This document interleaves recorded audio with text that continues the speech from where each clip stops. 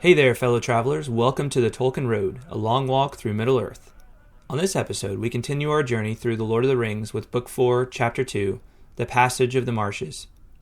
Before we get started, why not hop on over to iTunes and leave the Tolkien Road a rating and feedback? It's a great way to show your support for the show and takes less than a minute. Or you can stop by tolkienroad.com, learn about previous episodes, and say hey. We're also on Facebook at facebook.com/TolkienRoad, and we're on Twitter at twitter.com/TolkienRoad or at TolkienRoad. Thanks for listening and enjoy. Hello everyone, welcome to the Tolkien Road. John here, and Greta, what's up? Hey. Not much. What's up with you? Not too much. You doing okay? Yeah. Hey, happy Destruction of the Ring Day. Heck yes. And AKA Feast of the Annunciation. Feast of the Annunciation. Right. One of the shout out to our Mama Mary. Yeah, that's right. Mm-hmm. Preach it. Yeah. And to the Angel Gabriel and Heck to the Son of God, the Eternal Word made flesh. Right. And the Holy Spirit. Right. Yeah. Let's just call it the whole Trinity. I mean, come on. Air fives all around. Yeah. Nice Big going. first class feast day. Right. And we are going to live it up. Right on. Mm-hmm. But yeah, like hugely important day from a Tolkienian perspective. Yes. Very, if you read on fairy stories, towards the end, it's made abundantly clear how important this day, and if you understand the chronology of the Lord of the Rings. We actually did an episode on that last year around this time on March 25th and the significance of it for Tolkien. So go back and listen to that episode if you haven't already. But hugely significant day for Tolkien and his own just spirituality and creativity. And, this was a big deal to him. Yeah. Big deal. So absolutely. Read the end of On Fairy Stories. Find out more about what March 25th means to him. So. Mm-hmm. Yeah, and it's actually a Tolkien Reading Day. Is the way that's often celebrated by Tolkien fans is March 25th is Tolkien Reading Day. Does that mean you read something by Tolkien? Yeah, is that what that means? But like we don't obviously real Tolkien fans read Tolkien like every day? I know. I'm kind of like really Seems like there should be something other. Why than aren't just you reading Tolkien every day? Right, that's what I'm saying. Like March 25th, you shouldn't just read. Fellow human beings, why aren't you reading Tolkien every day? Maybe they should dress up like Tolkien on March 25th and then read Tolkien. Yeah. And smoke a pipe. Mm-hmm. That seems more appropriate. Mm-hmm. Not just reading. That seems totally lame. Because, that's just something that they should be doing every day anyway. Yeah. Not just something that should be saved for the 25th of March. Mm-hmm. Who came up with that? I don't know. That needs some serious revision. Well, get on top of it. Maybe I will. Yeah. You just take that as your own personal mission. But I think before we do that, we should get through the podcast. Probably. Yeah, we probably should. Special thanks to our new executive producer. Oh, yeah. Dr. William Hutton. Dr. Hutton. Thank you. Yes, thank you so much. Thank you. And thank you to all of our patrons, all of our generous patrons.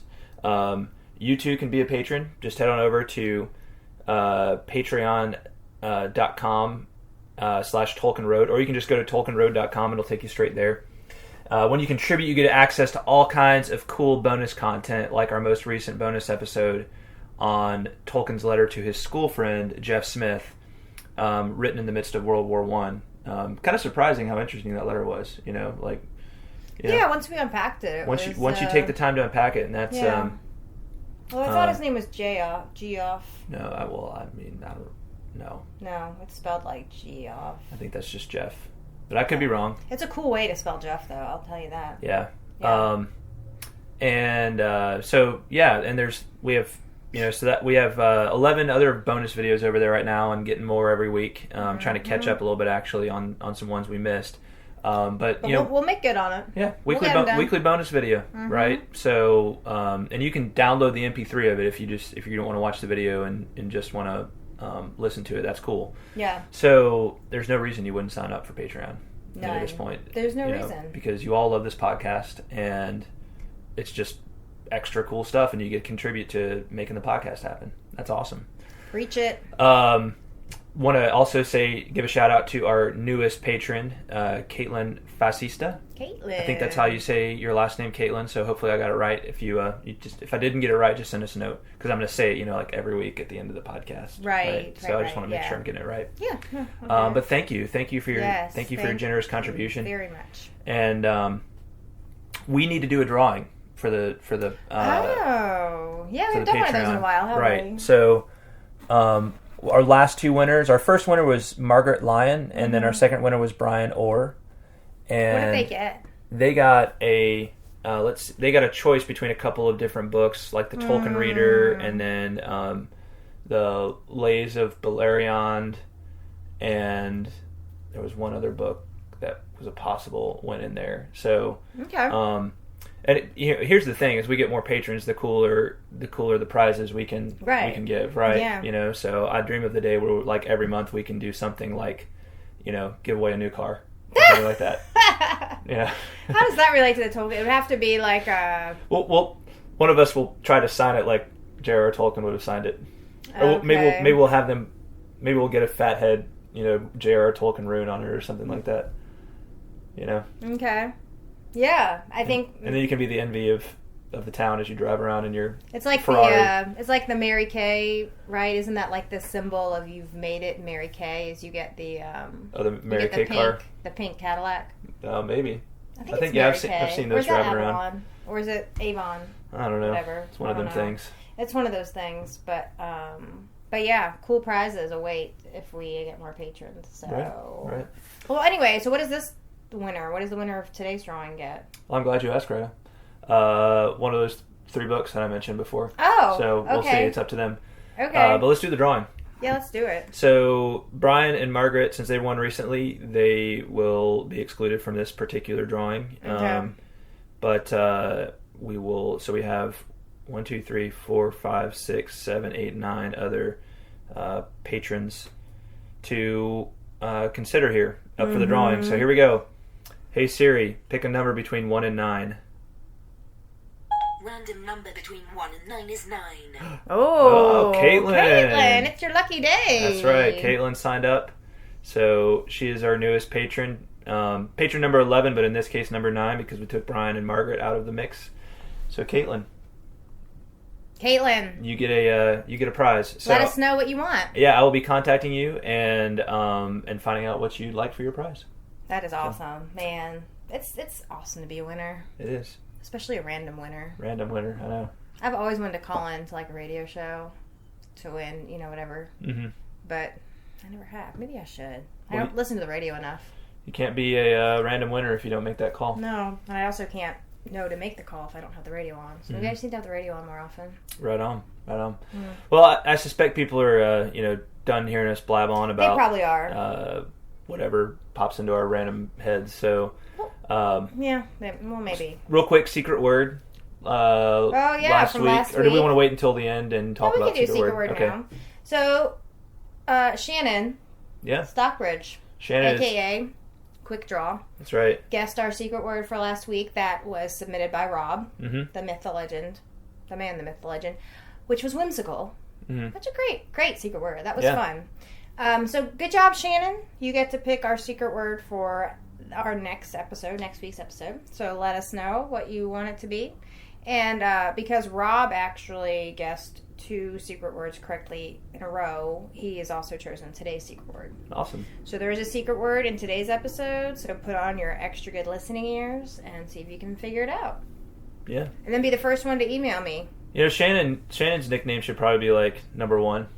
Like, well, Quick Draw. Quick Should we Draw. say Quick Draw? Yeah. I think Quick Draw is probably the best. Yeah, Because she was our very first patron, Mm. and She's and like she's ours. like quick, She's our when it secret comes to the word secret word. Ninja guesser. Yeah. Ninja guesser. Yeah, absolutely. Yeah, she guesses the secret word before we even have the episode posted. She's got like this spidey sense. I know. Like, I think today's secret word is whimsical. Today seems like a whimsical kind of day. Yes. Today feels like a whimsical kind of day. I'm sure John and Greta are in the same mood. Therefore, Sounds like the secret word. yeah. That's right. I'll listen to the episode just to be sure, but yeah. Right. So good job, Shannon. And Rob, thank you for picking such awesome secret words. Yes. Yeah. All right. Well, book 4, chapter 2. Wait 1 second. Uh-oh. We have a one note about this chapter that I wanted to share, and it is from Amanda Kaiser, who I think we gave her a shout out last week because she is someone that's just recently found our podcast, and she's a binge listener, which they always we love our binge listeners. And so Amanda was sweet enough to write us again this week, and she says, I actually enjoyed this chapter. Yes, I do realize that sounds kind of depressing. I think the reason is reading Smeagol's, I don't think it was Gollum, ambitions for when he would be master of the One Ring. He didn't talk of dominating others or winning wars, etc. His desires were to be free and to be well fed. I promise those wet spots in my eyes are from allergies, not tears. Anyways, it definitely made Smeagol much more relatable, and thus I pitied him, which I had never done while reading through The Lord of the Rings before. Yeah, I can definitely identify it. Thank you for the note, Amanda. Yeah. And I had not read it that way, but I mean, you do in a way feel sorry for him, but well, I've always for a few episodes now we've talked some about Gollum, and I've said that there's something for me that I feel. I guess pity is probably the best word for Gollum. Yeah. And, maybe that's the best word to use. At times I've even said there's something even likable about him. And maybe that's too strong a word. I think people have a hard time thinking of Gollum as likable. But it's hard not to think of him as, as pitiable, but also as just relatable for probably all of us, right? In the different ways that we can behave like him. Mm-hmm. Hopefully not in big ways, but definitely in small ways, right? Just in terms of just how we feel, or because every one of us, we human beings have this internal monologue going on with ourselves, right? It's not maybe it's not to the same extreme that it is with Gollum, but we all have this kind of two voices within us. And I'm not necessarily talking about the angel and the devil on your shoulder. I'm just saying you have before you respond to people, you have an internal dialogue with yourself, or before you respond to a situation, you have an internal dialogue with yourself. Right. And it's just interesting. It's an interesting part of our makeup. It is. Yeah, and the two things she mentioned that Amanda noticed about really what Gollum wants with the ring really is freedom and a full belly. Yeah. And I think we can all relate to that. Yeah. Right? Mm-hmm. So, no, it's an interesting thought to consider as we dive more deeply into this right on rather dark onward chapter. Onward. Thank you, Amanda. Yes, thank you. And she has submitted haikus as well, so we'll share those at the end. Awesome sauce. Yeah. All right, so we are stuck between a marsh and a hard place. Right? That's where we are. You said rock and a hard place last week, but now it's literally a marsh and a hard place, right? Yeah. Leaving Aemon Will, entering into the Dead Marshes. I was just thinking to myself, one of the things I've always been very, squeamish about is marshes. Gross stuff on squishy stuff on my feet. Oh, like the bottom of a man-made lake? Yeah. Yeah. We often go to this lake with some friends, and it's a really kind of muddy bottom, and I can't put my feet on the bottom. I had to buy these special shoes. Yeah. Till when I get in the water, and it's fine with me because I'm a good swimmer, and I can float all day. Right. But when it's shallow, I have to keep my feet really up close because I can't Yeah, it's that texture thing, right? That ooey gooey. Ever since I was slimy. a kid, I've just I've hated the feeling of slimy stuff on my feet. So that why you don't like okra too? Well, I don't put okra on my feet. But you eat it sometimes. Is that why? I like As long as it's fried, right? fried okra, Because if you yeah. don't cook okra right, I think that's what turns a lot of people off to okra. Is its slimy texture? Yeah, but Yeah. I don't put it on my feet, so I don't know what that has to do with. So your Marshes. aversion just has to do with things on your feet. On it my doesn't feet. have to do with anything else. Yeah, I mean, You you can know, eat slimy things well, I mean, as long as.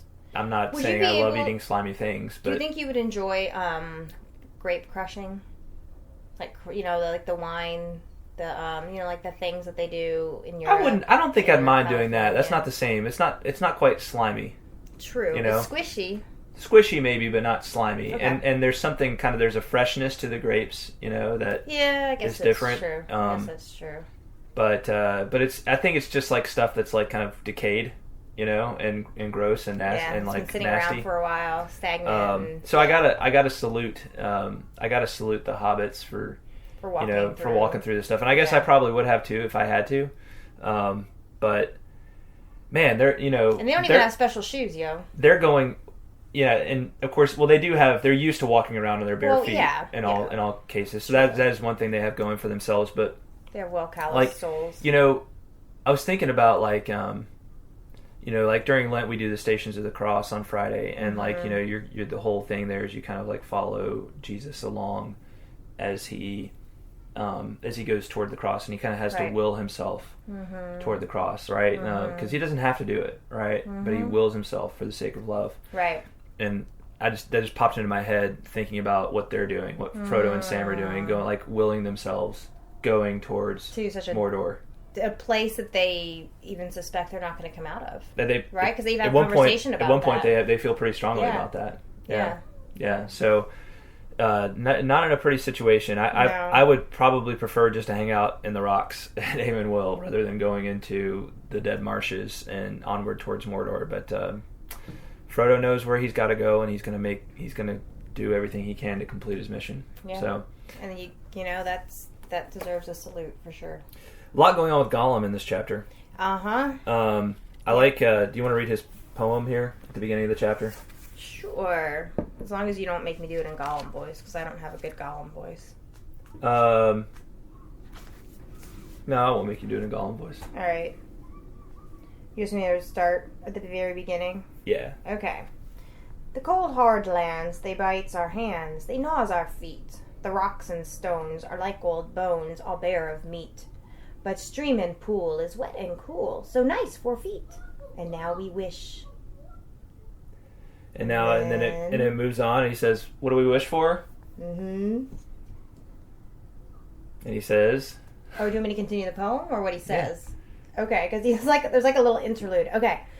So he says, alive without breath, as cold as death, never thirsting, ever drinking, clad in mail, never clinking, drowns on dry land, thinks an island is a mountain, thinks a fountain is a puff of air, so sleek, so fair, what a joy to meet, we only wish to catch a fish, so juicy, sweet.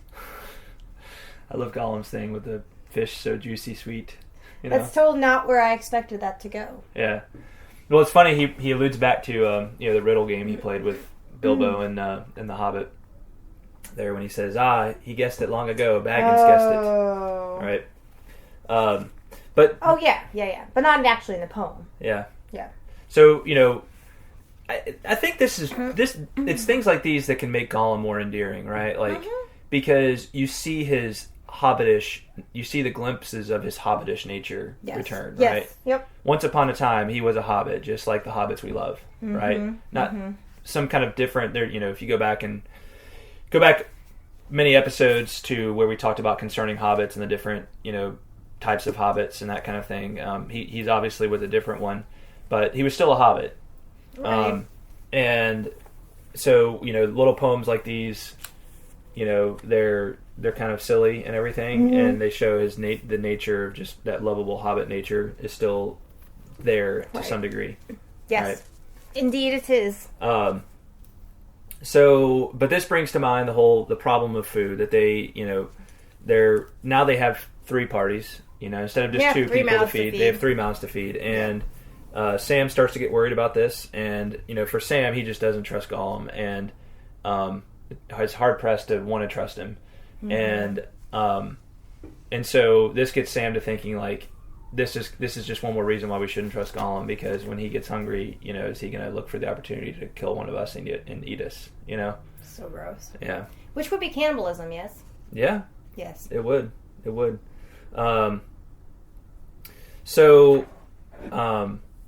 But for the time being, they have their limbus, and it's interesting to see Gollum's reaction to the limbus, right? Frodo says, "No, we have got no fish. We have only got this." He held up a wafer of limbus. "And water, if the water here is fit to drink." Yes, nice water," said Gollum. Drink it while we can." "But what is it they've got, Precious? Is it crunchable? Is it tasty?" Frodo broke off a portion of a wafer and handed it to him in its leaf wrapping. Gollum sniffed at the leaf, and his face changed. A spasm of disgust came over it, and a hint of his old malice. "Smeagol smells it," he said. "Leaves out of the elf country. Gah! They stinks." He climbed in those trees. He climbed in those trees, and he couldn't wash the smell off his hands. My nice hands. Dropping the leaf, he took a corner of the limbos and nibbled it. He spat, and a fit of coughing shook him. "Ah, no. You try to choke poor Smeagol. Dust and ashes, he can't eat that. He must starve, but Smeagol doesn't mind. Nice hobbits. Smeagol has promised. He will starve. He can't eat hobbits' food. He will starve. Poor thin Smeagol." "I'm sorry," said Frodo, "but I can't help you. I'm afraid. I think this food would do you good, if you would try. But perhaps you can't even try. Not yet, anyway." I mean, Gollum is such an incredible character. Oh, man. Yeah, he is. He's like... He's just despicable, but he's funny. He's so funny at the same time. Really funny. So complex. Mm-hmm. Just that little bit right there. He's like, you try to choke poor Smeagol. Dust and ashes, he can't eat that. He must starve, but Smeagol doesn't mind. Nice hobbit. Smeagol has promised. He will starve. He can't eat hobbit's food. He will starve. Poor thin Smeagol. Right? It's just brilliant. I know, it really is. Yes, I agree. I don't know that this is definitely, yeah. We've seen different facets, right, of Gollum's character come out. Some are pretty dastardly. Yeah. Others, like this, you almost want to give him a hug and be like, "Oh, yes, you are poor thin Smeagol. I'm so sorry that you're gonna have to starve and you don't mind." Right. "I'm so sorry you're so evil you can't eat the wholesome elf food." Yeah, exactly. No, but what do you think about his rejection of the limbus here? What do you think's going on there? Well, it reminded me of how when they put the elven rope on him, he couldn't stand that, right? And now he can't eat the food made by the elves. So it's obviously, it's almost like you think of the elves being just these pure, immortal, almost heavenly creatures, right? And Gollum, I think at this point, is just so corrupt, and his nature has become so dark that he can't bear to be anywhere near the light, which really the elves, they have a way of crafting that purity and that innocence and that otherworldliness right into everything that they do, yeah, whether it be food or rope. And I think that's something Gollum just can't tolerate. Yeah. What do you think? No, I think you're spot on. It's obvious that there's something about the nature of the elves and the way they operate and the way they make things that is the more, the farther away you get from purity and wholesomeness and that kind of thing, the more repulsive it is, Yeah. I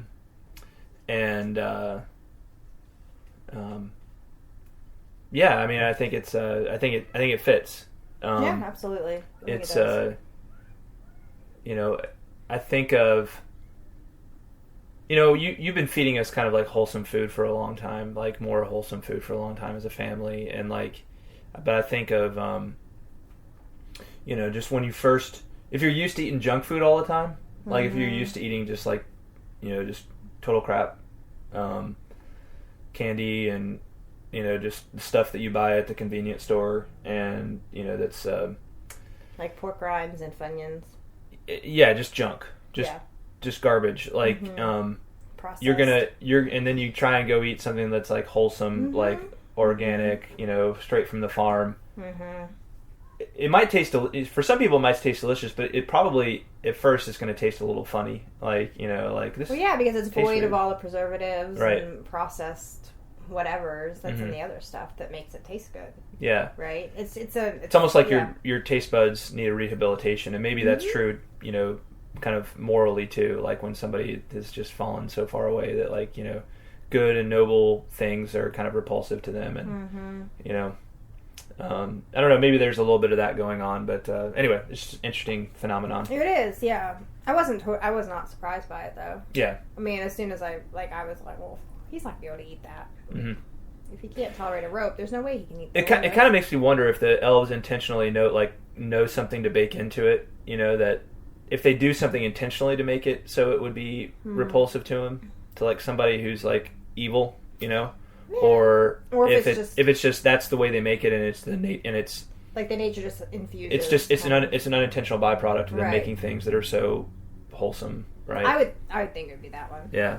Personally, but Yeah, that's probably it. I don't know, but at the same time, you never know. Those elves are crafty, they are crafty. they are.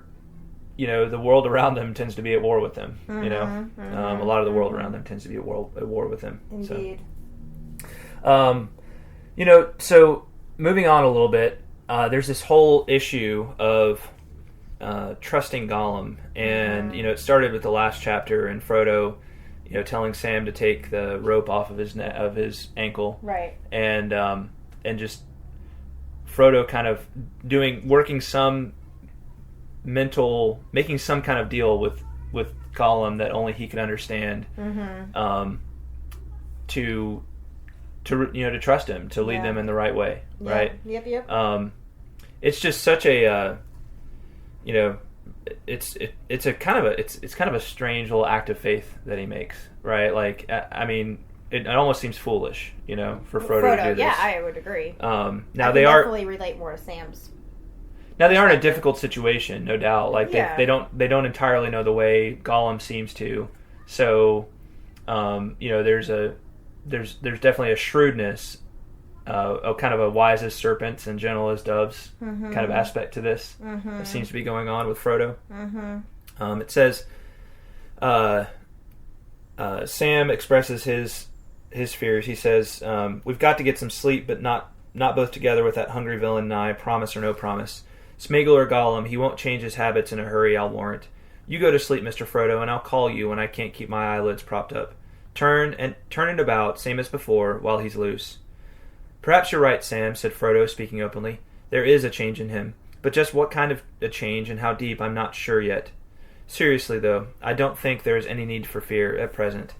Still watch if you wish. Give me about 2 hours, not more, and then call me." So Frodo doesn't entirely trust Gollum. Like, it's not like an implicit trust yet. It's more like kind of a we've got a deal. It's like out of right? necessity. And I'm the master, and you the most valuable thing to you, Gollum, is the precious, right? So, you need to listen to me, right? Yeah.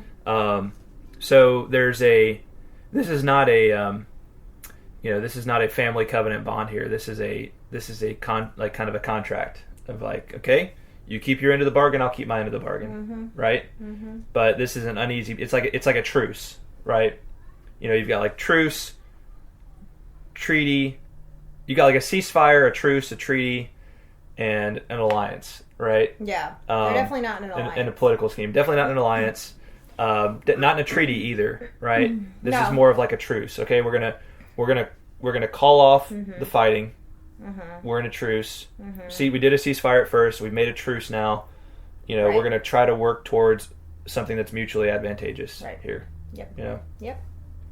So just interesting little dynamic of power, and and navigating your way in a difficult situation. Yeah. It's really trying to do what it takes to survive. Right. Right, and accomplish the mission. Yeah. Sometimes that means trusting someone. Right. That you wouldn't ordinarily trust. Exactly. Yeah. beggars can't be choosers, and you got to do your best with what's kind of dropped in front of you. Right. And they would be, honestly, they would be in a pretty tough spot without Gollum at this point. Yeah, and I think, we also have to admire Frodo's recognition and growth just in terms of his pity for Gollum. And I think Frodo is feels a lot of empathy for where Gollum has come because of Frodo's carrying the ring, right? Being another ring bearer, right? And knowing the weight that it puts upon a person, even though they received it under different circumstances. Frodo can empathize, and so I think it's very admirable too to see the way Frodo is carrying himself and just trying to be almost with an eye to the notion that maybe Gollum still can change, right? Maybe he can. Yeah. Maybe redemption is still possible for him, and maybe right? I can be the one to help him along that path. Mm-hmm. Yeah. Okay, so nevertheless, Frodo is feeling pretty darn pessimistic, and a little bit later he says, "I don't know how long we shall take to finish," said Frodo. "We were miserably delayed in the hills, but Samwise Gamgee, my dear hobbit, indeed, Sam, my dearest hobbit, friend of friends, I do not think we need give thought to what comes after that. To do the job, as you put it, what hope is there that we ever shall? And if we do, who knows what will come of that? If the one goes into the fire and we are at hand, I ask you, Sam, are we ever likely to need bread again? I think not. If we can nurse our limbs to bring us to Mount Doom, that is all we can do.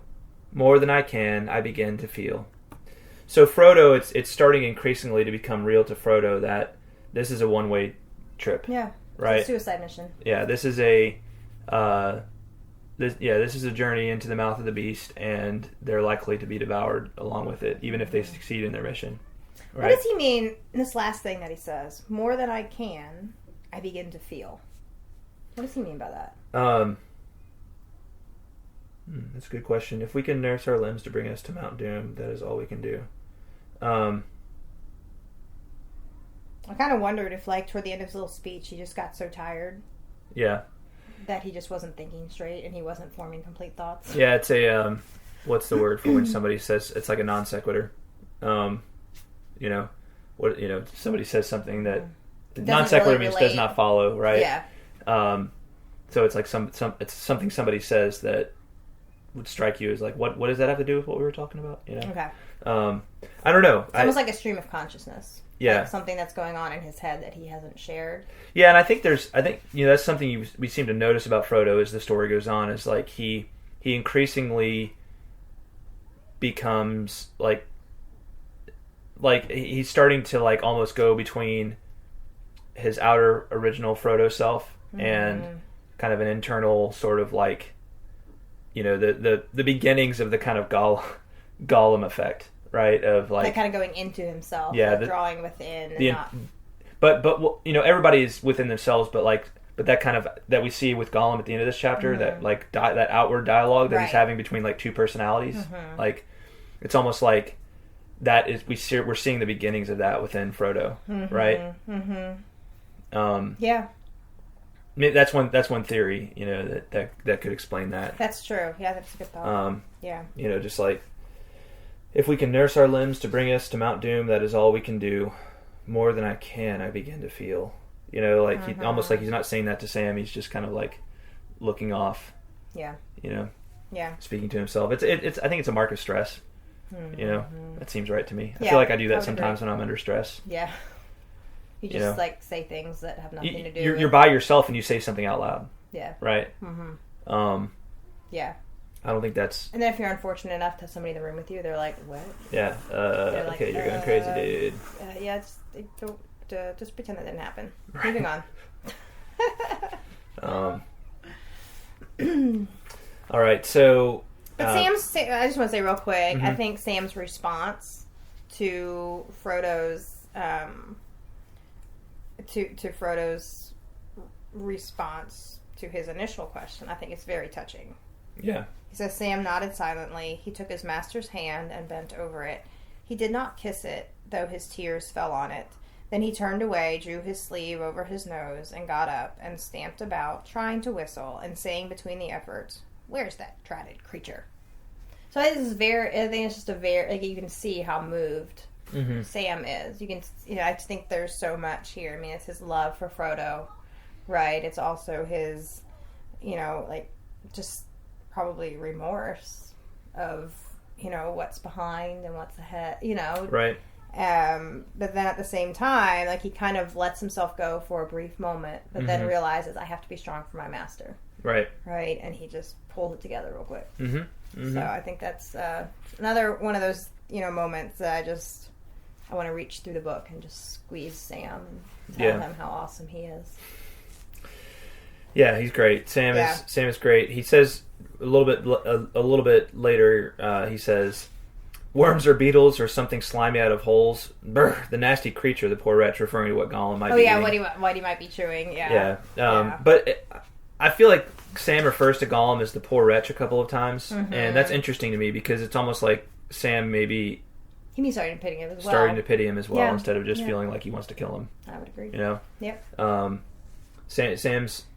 Sam's starting to come around to him, and so it's good to see that in Sam too, right? As much as he, Sam is very motivated by kind of a sense of justice.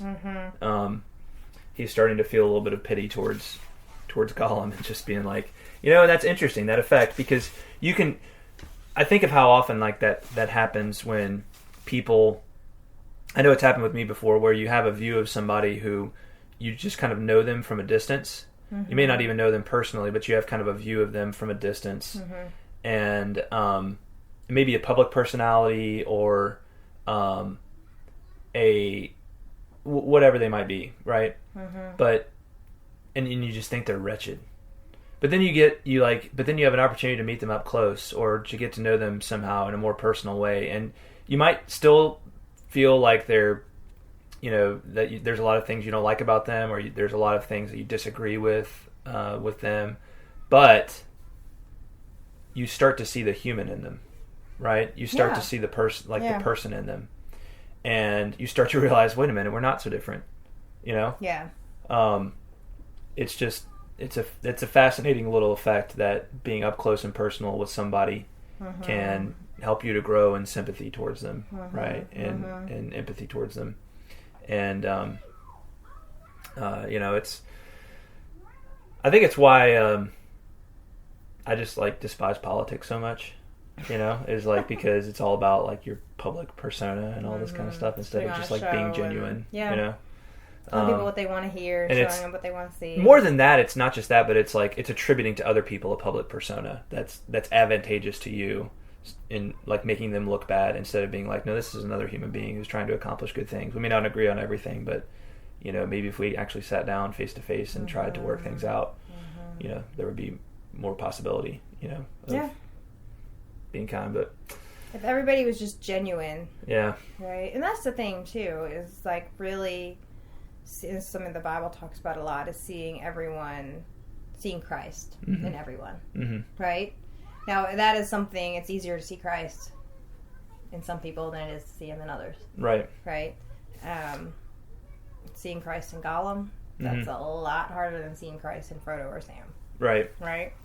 But that's something that I think we're called as human beings made in the image of God to do. To see the image of God and especially in the people. Poor, right? Especially in the dastardly, like especially in those who persecute us. Yeah, that's where it's the hardest, but that's where I think it's the most important. Wait, the poor and the dastardly, the same thing? No, I was just saying. I was trying to. No. I was just confused. I was just putting groups of people, right? The poor, right? Comma, the dastardly. Comma, those who persecute us. Yeah. Heck no. Why would I? What kind of person do you think I am? I don't know. I was starting to wonder. Jeez. Maybe you're one of the dastardly. Ah! Maybe I am. No, good stuff. Good stuff. All right. So, what's next? They're continuing on. Approaching Mordor. So we start getting closer to Mordor. I like the description here. Going to read it. On either side and in front, wide fens and mires now lay, stretching away southward and eastward into the dim half-light. Mist curled and smoked from dark and noisome pools. The reek of them hung stifling in the still air. Far away, now almost due south, the mountain walls of Mordor loomed, like a black bar of rugged clouds floating above a dangerous fog-bound sea. I remember, back in like 2005, we moved from the East Coast to the West Coast, and I remember driving through Kansas, and Kansas is so flat. Yeah. But approaching Colorado, and then like getting towards the far western border of Kansas, and like this little like hill started to peek up over the horizon. Yeah. It was just like, oh, that's a little, like, what is that? And you get closer and it gets a little bigger, and a little bigger, and a little bigger. And then I realized it was Pikes Peak. It's Pikes Peak. And then, I think we had it started getting dark. We had to stop somewhere for the night. Woke up the next morning and it was just like huge mountain ranges. Yeah. That's the vision I have in my head of what they're seeing now, but it's not a very happy. That was a nice vision. Right. This is not that was happy, a beautiful view. This is not a happy one. No. This is like this is like mountains of evil, looming above you. The hobbits were now wholly in the hands of Gollum. They did not know and could not guess in that misty light that they were in fact only just within the northern borders of the marshes, the main expanse of which lay south of them. They could, if they had known the lands, with some delay have retraced their steps a little, and then turning east have come round over hard roads to the bare plain of Dagorlad, the field of the ancient battle before the gates of Mordor. Not that there was great hope in such a course. On that stony plain there was no cover, and across it ran the highways of the orcs and the soldiers of the enemy. Not even the cloaks of Lorien would have concealed them there. So, while they are completely in the hands of Gollum at this point because of him leading them through the marshes, and the plains of Dagorlad are not far away, this is really the only good option they have, because if they went the plains of Dagorlad, it might be easier to traverse, but they'd be more visible. Exactly, they'd be more visible. It's not an easy place to hide. Right. And Gollum says as much, right? He's like, no, he'll see us if we don't go this way. Exactly. And I'm just looking at the map here. But anyway, you would look at the map. I know I would. I love the map. I love that there's not a map in my copy. Oh, there isn't at the end? Oh, maybe there is. Is there? I thought I just had the cheap Oh yeah, there is. Yeah, there is. Oh. I'm disappointed. Oh, sorry. So. Oh well. So they're in the marshes. They're approaching Mordor, and this is the best route they have to go. Yep. So, let's talk a little bit about what they see in the Dead Marshes. Jumping ahead a little bit. Okay. So there's one, I don't know where it was. When we come across it, I want to read it. Because there was one description of the land that they were in that I was like, oh, holy shnikes, that just made, like... Is it the fens grew more wet, opening into wide, stagnant mirrors, among which it grew more and more difficult to find a firmer place? No, it wasn't that. I was just like it literally, made me shiver. I was like, oh my gosh, that sounds absolutely horrible. It was dreary and wearisome. Cold, clammy winter still held sway in this forsaken country. No, it was later. I'll pick it out when we get I'll just there. read this. The only green was the scum I found it. It's later. The only green was the scum of livid weed on the dark, greasy surfaces of the sullen waters. Dead grasses and rotting reeds loomed up in the mist like ragged shadows of long-forgotten summers. That's just some beautiful prose right there, but in the writing. But the image of it is awful, and that's exactly the kind of thing I'm talking about that I don't want to put my feet on. Where were you? I'm sorry. Just back here, it was yeah. Yeah. But they see, as they're traveling through, they start to see these lights. Sam says, "What's all this, Gollum? These lights, they're all around us now. Are we trapped? Who are they?" Gollum looked up. A dark water was before him, and he was crawling on the ground, this way and that, doubtful of the way. "Yes, they are all around us," he whispered. "The tricksy lights. Candles of corpses. Yes, yes. Don't you heed them? Don't look. Don't follow them. Where's the master?" Sam looked back and found that Frodo had lagged again. He could not see him.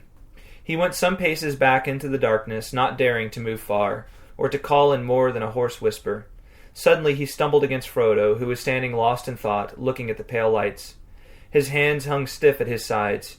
Water and slime were dripping from them. "Come, Mr. Frodo," said Sam. "Don't look at them. Gollum says we mustn't. Let's keep up with him and get out of this cursed place as quick as we can, if we can." "All right," said Frodo, as if returning out of a dream. "I'm coming. Go on." Skipping ahead a little bit.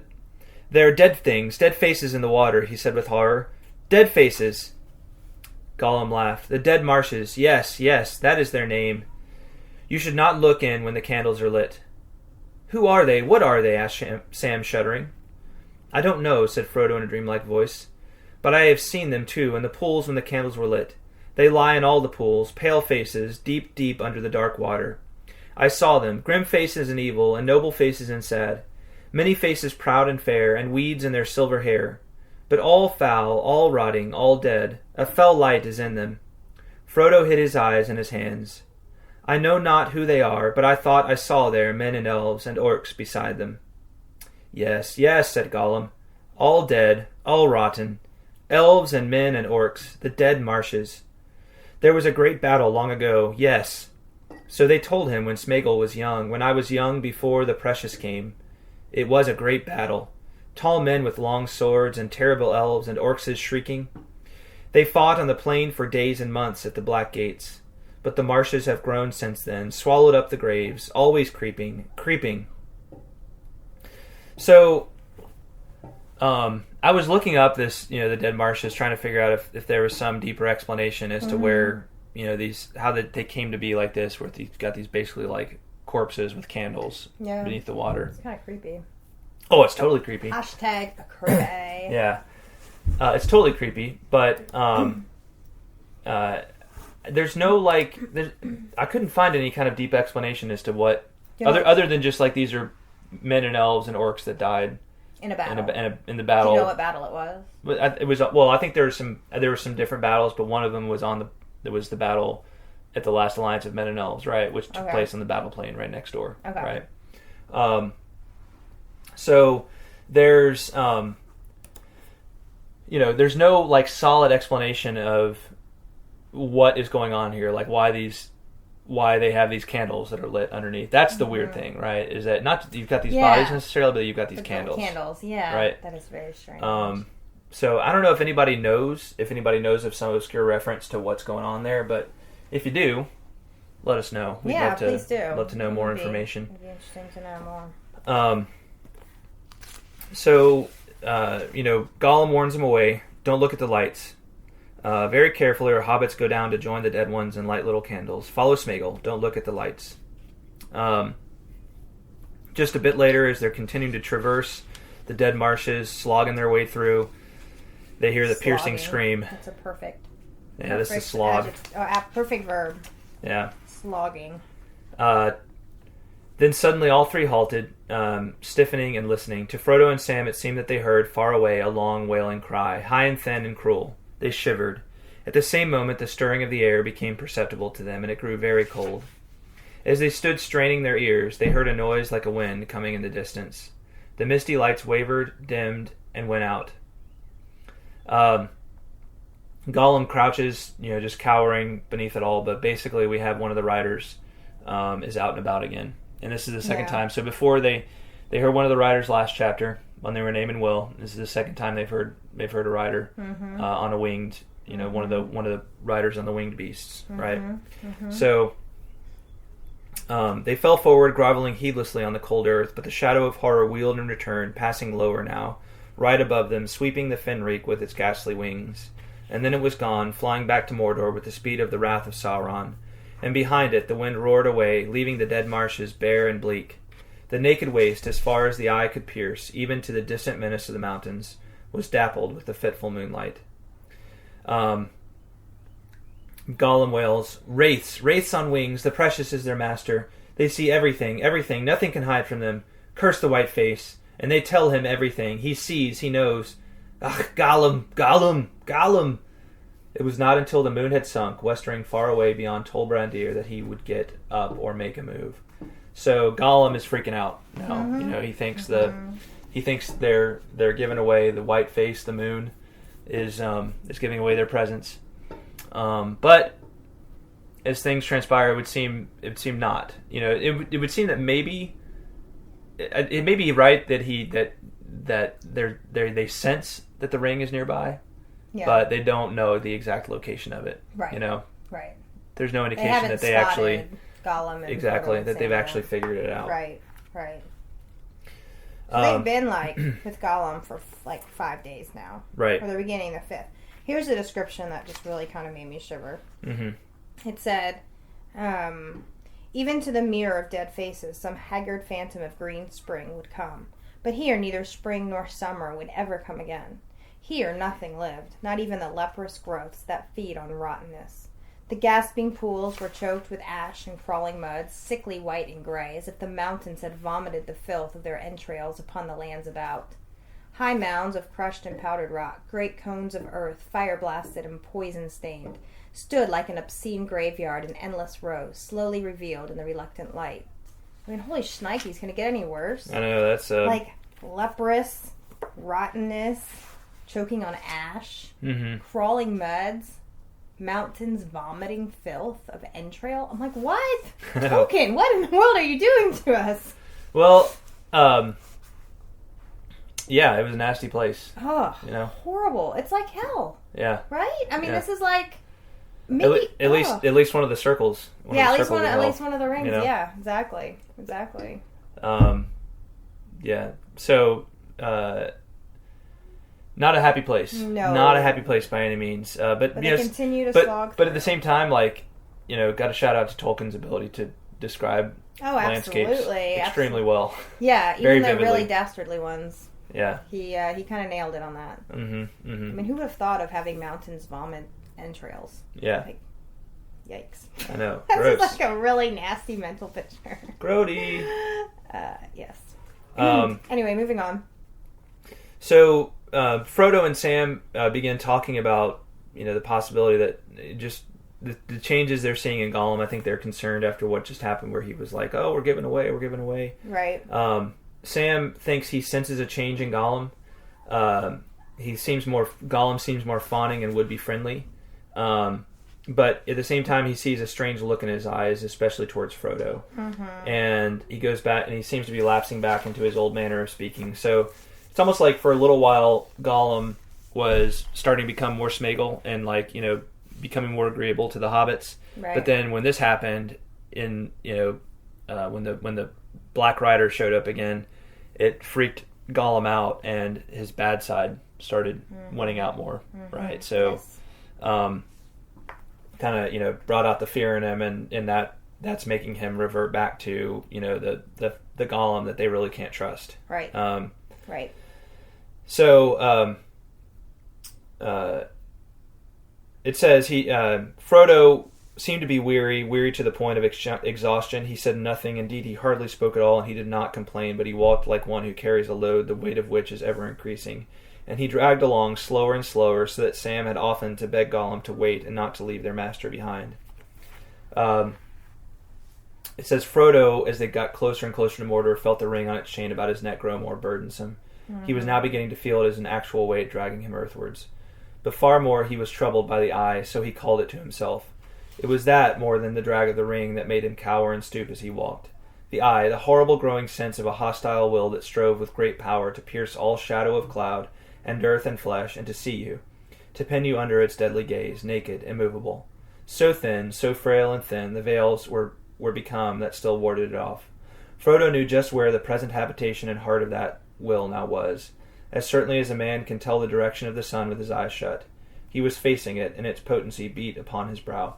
Now it's interesting, the eye, right? Mm-hmm. I think back to the movies, and the eye is like a literal thing. Like there is a figurative sense to it, but the eye is also and a spiritual sense to it. But it's also a literal thing that sits on the top of the Tower of Barad-dûr. It's almost like a spotlight, It's presented that way a couple of times in the films, Peter Jackson's films. But I'm not sure that's what Tolkien actually intended. What do you think? I think he just intended it in a more spiritual sense. Okay. Like more ethereal. and by spiritual, I don't mean less real. I mean, Yeah. like, but not in a visible, like, oh, there's the eye. You can see it with your eyes, right? Mm-hmm. Like, it's on top of the Tower of It's also Barad-dûr. that you sense. Right. It's Sauron's spiritual ability, like supernatural spiritual ability to see things, right? Yeah. Because of his power and his stature and his nature, right? He is first and foremost.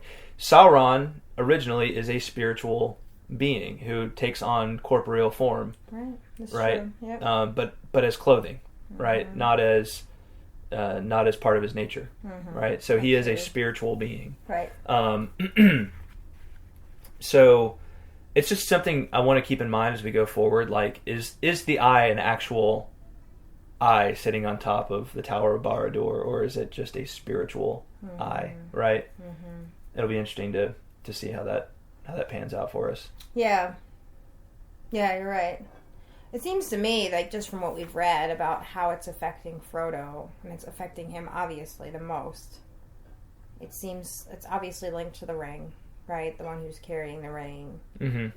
And yeah, I guess I would have to think that it's meant to be more of a spiritual sense, like just kind of an awareness that's, you know, like a dark,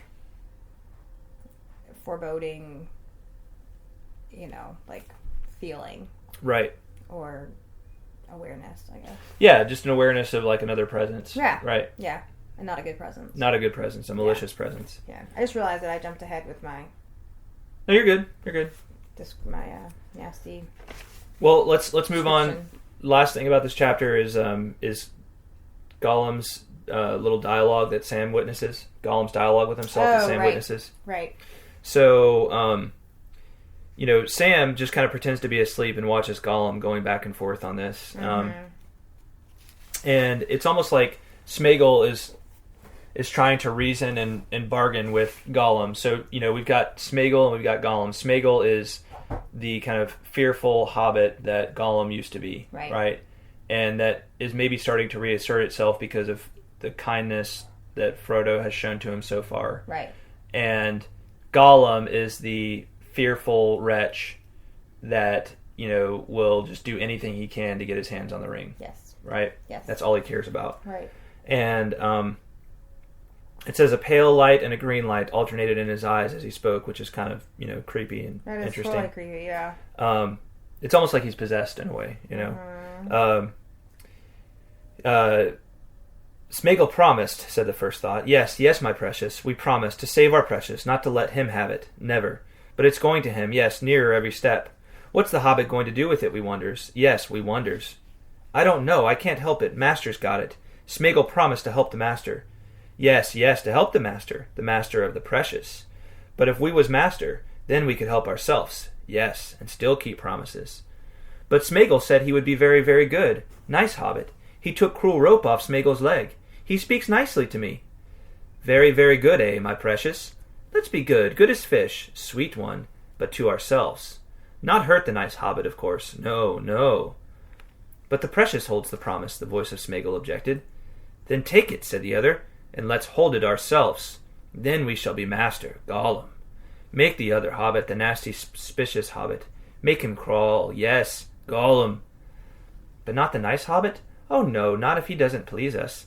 Still, he's a Baggins, my precious. Yes, a Baggins. A Baggins stole it. He found it, and he said nothing. Nothing. We hates Bagginses. No, not this Baggins. Yes, every Baggins. All peoples that keep the precious. We must have it. But he'll see, he'll know. He'll take it from us. He sees. He knows. He heard us make silly promises. Against his orders, yes. Must take it. The wraiths are searching. Must take it. Not for him. No, sweet one. See, my precious, if we has it, then we can escape even from him, eh? Perhaps we grows ever very strong, stronger than wraiths. Lord Smeagol? Gollum the Great? The Gollum. Eat fish every day, 3 times a day, fresh from the sea. Most precious Gollum. Must have it. We wants it. We wants it. We wants it. But there's 2 of them. They'll wake too quick and kill us, whined Smeagol in a last effort. Not now. Not yet. We wants it, but... And here there was a long pause, as if a new thought had wakened. Not yet, eh? Perhaps not. She might help. She might, yes. No, not that way, wailed Smeagol. Yes, we wants it. We wants it.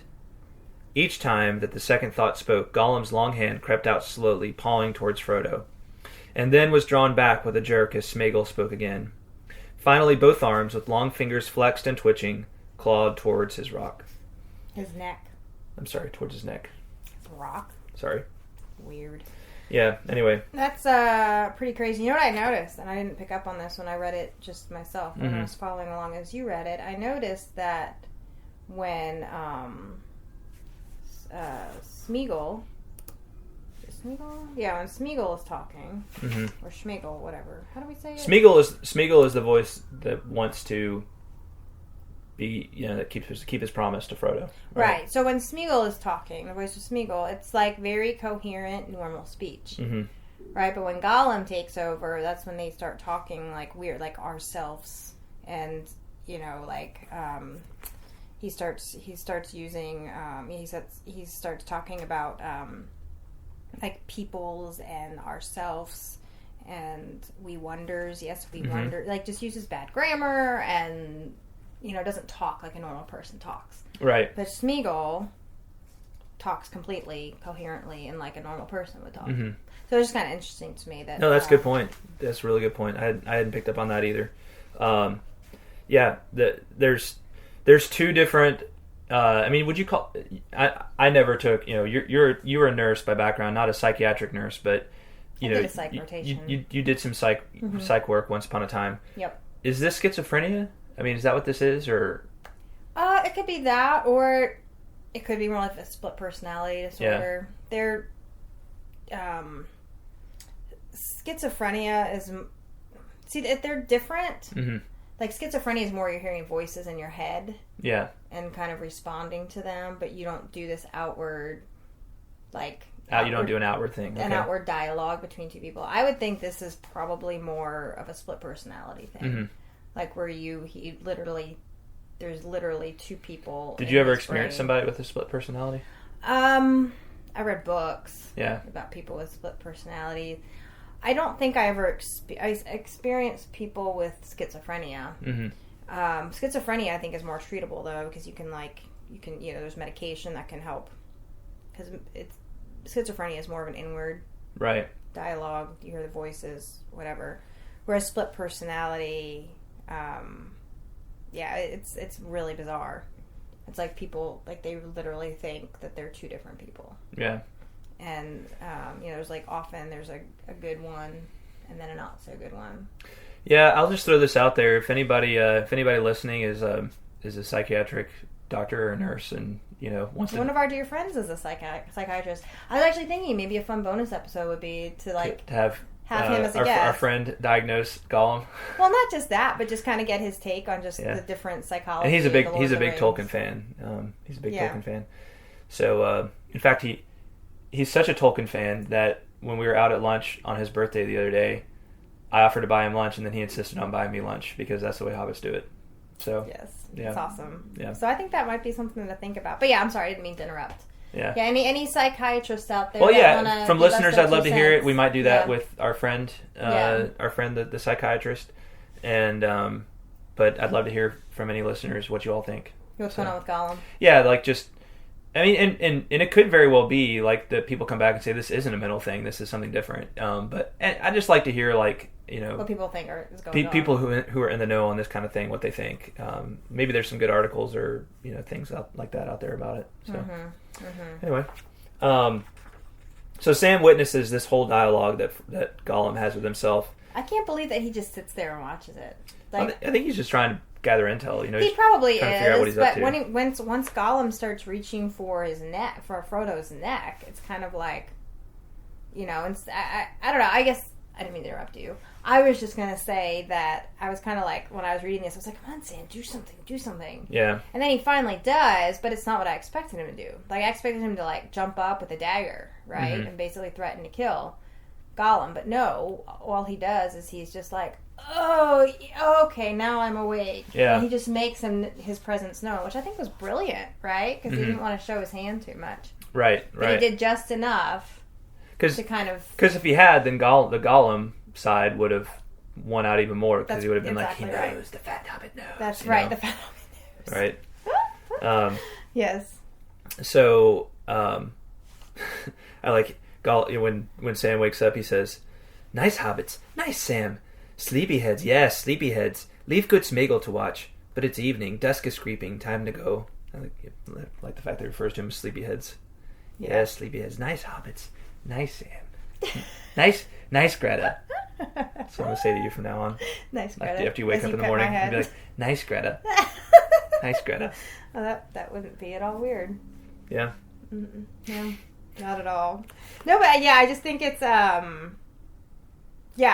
really liked Sam's reaction here, because I think it shows a lot of self-restraint and wisdom on his part, because I think he could have very easily freaked out, and I think I probably would have freaked out if this were me.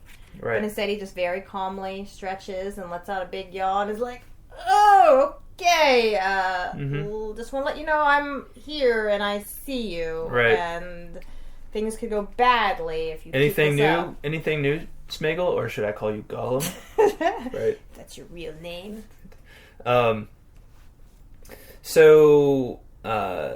So basically, at this point, they're continuing on. Sam is growing more, suspicious, and of Gollum again. But it's time to move on to the gate of Mordor, the Black Gate. Mordor. Yep. And then let's see, where is it? Feeling dust scrambled out of the pit. They knock on the cower of the smell, but they saw nothing in the gloom. After an hour after midnight, the fear fell on them a third time, but it now seemed more remote, as if it were passing far above the clouds, rushing with terrible speed into the west. Gollum, however, was helpless with terror, and was convinced that they were being hunted, that their approach was known. 3 times, he whimpered. 3 times is a threat. They feel us here. They feel the precious. The precious is their master.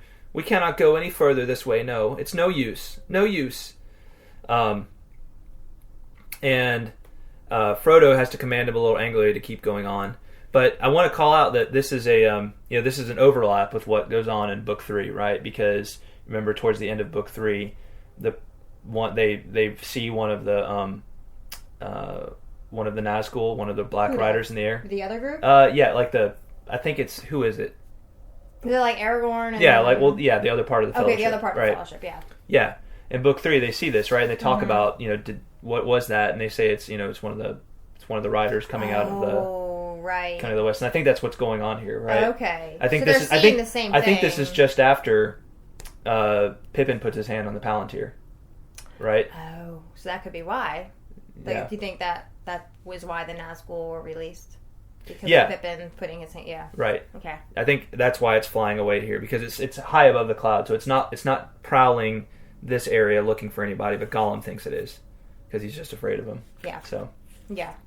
Anyway, cool little overlap there. That is, yeah, that's a good way to tie it together. Mm-hmm. Yeah. All right. Well, right. Anything else on the chapter? No, I think we need to get on to... this time? Yeah, that time. All right, you going first. Oh, I'm going first this time. Okay. 1, 2, here we go. 1, 2, 3, 4, 5, 6, 7, 8, 9, 10, 11, 12, 13, 14, 15, 16, 17 syllables in haiku. 1, 2, 3, 4, 5, 6, 7, 8, 9, 10, 11, 12, 13, 14, 15, 16, 17 syllables in haiku. Woo! Yeah. We rocked that out. Yep. Mm-hmm. All right, who's going first? Rock, Rock, paper, scissors time. right. Here we go.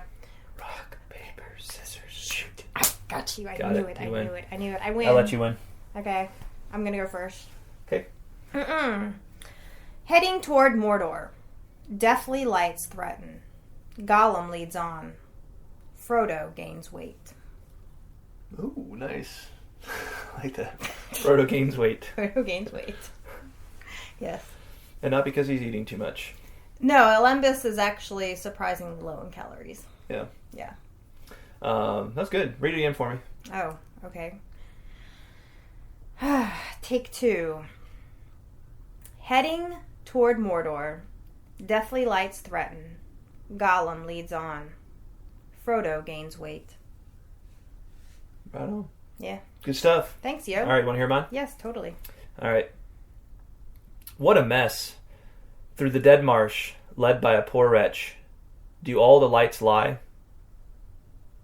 Led by a poor wretch. What a mess. Mm-hmm. That's good. Thanks. So what do you think? Do all the lights lie?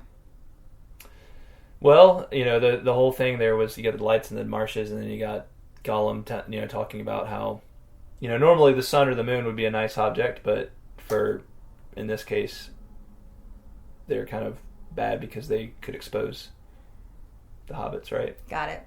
I see what you're saying. Yeah, good. Yeah. Well done. Thanks. So we have some listener haiku. Rock we have on. one from Dr. William Hutton. Dr. William Hutton. Yes. Dr. Executive Producer, Dr. William Hutton. Yeah, man, his name just keeps getting more Yeah. and more impressive. It's awesome. All right, here's Dr. Hutton's. He says, how many travel in the marsh? 2 hobbits with 3 dark hearts. 4 minds. That's pretty Nice. packed. I'm going to read it one more time. Dig it. How many travel in the marsh? 2 hobbits with 3 dark hearts. 4 minds. Nice. Good. I like it's it. real good. Yeah. I like that a lot. Very Very, good. very good. All right. So Amanda Kaiser also sent in a couple. Cool. I'll let you read hers. Stories of the war, the stench of the dead marshes. Don't look at the lights. Nice.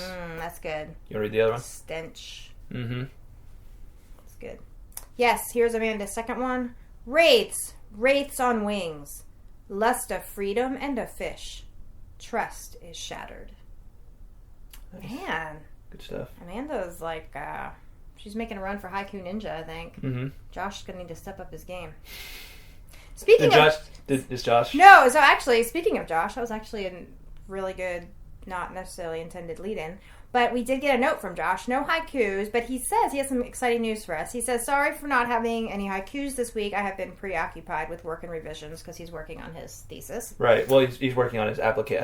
I think he's working on like an application to... Oh, that's right. some His grad grad schools, school yeah. thesis. That's right. Yes. Well, it's probably the equivalent of a thesis. Right. Let's be honest. Okay. So anyway, he's been a little preoccupied, but he says that he wants to remind everyone about the Tolkien Road Twitter account and let everyone know that each week after the episode releases, I will feature one person's haiku on a tweet. Nice. That's awesome. Yeah. So, step up the game, peeps, if you That's want to right. be on Twitter. That's right. I think that's a great idea, Josh. I think that is a great idea. And Yeah. Did I mention Twitter at the you at the didn't. beginning? I gotta be better about that because Josh is doing a great job for our Twitter account. Getting the word Get out. the word out. Cool. So Yeah, Josh is like he's like a social media ninja. that's right. That's right. Follow. So go follow the Tolkien Road Twitter account. It's Twitter. What's the handle? Well, it's at Tolkien Road. At Tolkien Road. Yeah. Yeah, so follow it. And so Josh is going to feature one person's haiku on a tweet, and then he says there are other things that he has in mind as well, but one thing at a time. Cool. So stay tuned. Right on. There's Right going to on. be some really cool stuff coming through. And Through Josh, Twitter. if you're able to come up with a haiku after the fact for this chapter, go ahead and feature that one too. We'd love to hear it. Yeah, we So. would. For reals. So those are all the haiku. Quick shout out, a couple other little correspondence notes. Mary Grace has reappeared. Cool. She dropped us a note saying that episode 100 was awesome and totally exceeded expectations. Awesome. Thank you, Mary Grace. So, always an encourager. Thank Mm-hmm. you. She also sent us a really funny meme that maybe we could find a way to put on. Maybe I can forward it to Josh and he can put it on Twitter Maybe. or Yeah, I'm good something with that. like that. But it's a really cute thing about Merry and Pippin. So so thank you, Mary Grace, for the note, for the kind words, Yes. and for the really cool picture. Mm-hmm. And then we also I want to give a shout out to a new listener, Will Yarbrow. Yarbrow? Yarbrow. Yeah, I think that's how you say it. Yeah. Yeah. Let us know if we got it wrong, Will. Yes, Yeah. please. He says that He wrote a nice he wrote good a note. really nice note. I think it was and- really cool. If you don't mind me saying. No, go for it. So I thought it was just really cool because he talks a lot of, again, I think binge listener. Binge listener. He sounds like his job consists of a lot of manual labor and time to himself. Yeah, and so I think he enjoys just popping the headphones on and and listening. It was funny. I think he said something about the first time we did the Tolkien haiku theme song. I laughed out loud at this. He said, I have just reached the point in the podcast where you have introduced theme music to haiku time. I may or may not have danced like I was in a Tokyo club when it came on. Haha. Nice. So that is totally awesome. That's I think actually exactly what we were going for. Right on. He says that he's really come to enjoy haiku time. Looks forward to hearing what you both and others have come up with, and perhaps I will contribute my own when I'm caught up on the episodes. Mm-hmm. Yeah, we hope you do. Awesome. So thank you for the kind words, Will, and please keep listening and binge listening and get caught up so we can hear your haiku. That's right. Yeah. That's right. So thank you to all our listeners. Yeah. Y'all rock. You all do. Thank you so much. Mm-hmm. And so that's everything? That is all I got. All right. Well, thanks again to our patrons, and you all rock. We again thank our executive producer William Hutton. Yes. And Shannon Stockbridge, Josh Sosa, Brian Orr, Margaret Lyon, Emilio Perea, Zeke Farmer, Caleb Santana, James Applegate, Douglas Underhill, and Caitlin Fascista. Awesome. Thank you all so much thank you guys for being our patrons, supporting us, Mm-hmm. and thanks to everybody who listens and contributes and sends us notes and encourages us, and we're continually blessed to be a part of this thing. Absolutely. You guys are the reason we keep putting one foot in front of the other on the road. That's right. Yep. So thank you guys very much, and remember to check out @TolkienRoad. Yeah, on Twitter. And we've got our Facebook, facebook.com/TolkienRoad. And always reach out via our email, If TolkienRoad. you know the secret word, send a note to Greta at TolkienRoadPodcast@gmail.com. Right. That's our email account. You want to let us know something, correspond TolkienRoadPodcast@gmail.com. Yep. And then there was one other thing I was going to say. What was it? I don't know. Was it about next week's haiku? Well, yeah, it was about, so next week haiku due on Wednesday, which is... I don't know what Wednesday is. So today, we're recording this on Saturday, so 26th, 27th, 28th, 29th. 30th? I think the 29th. Oh, the 29th. Try to get it to us by the 29th for next week's episode. Yep. And if you don't get it in by then, you can always send it after that, because it's usually we record it within a certain window of days, and you might still have time to get it in even if you miss the 29th. And if you happen to, worst case scenario, we can always send it to Josh or put it on the website or something like that. That's right. So don't despair if you think you've missed the window. We'll catch it on the next week's episode anyway. Right, if exactly. you I guess send that us is the worst case, is that you just have to wait an extra week to hear it. Yeah. So don't be shy. Send us your correspondence. Next episode is Book 4, Chapter 3. Yeah. And it is the Black Gate is Shut. Is the name of that chapter, I believe. The Black Gate. What? No, I'm I sorry. thought it would be open. The Black Gate is closed. What? The Black Gate is closed. Mordor's closed for business? What's up with Closed that? for business. Sorry, not taking any new applicants right now. That's right. All right. Okay. All right. Good episode, Greta. High five. Well done, John. All right. Thanks for listening, everybody. Yes, thank you guys. We will talk at you next time. Bye, y'all. Bye. Please remember to check out truemyths.org and tolkienroad.com for show notes and plenty of other Tolkien goodness.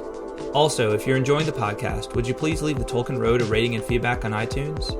It's a great way to support the show and takes less than a minute. On our next episode, we'll continue our journey through the Lord of the Rings with Book 4, Chapter 3, The Black Gate is Closed. Please send haiku or other correspondence to TolkienRoadPodcast@gmail.com. Thanks for listening, and until next time, the road goes ever on.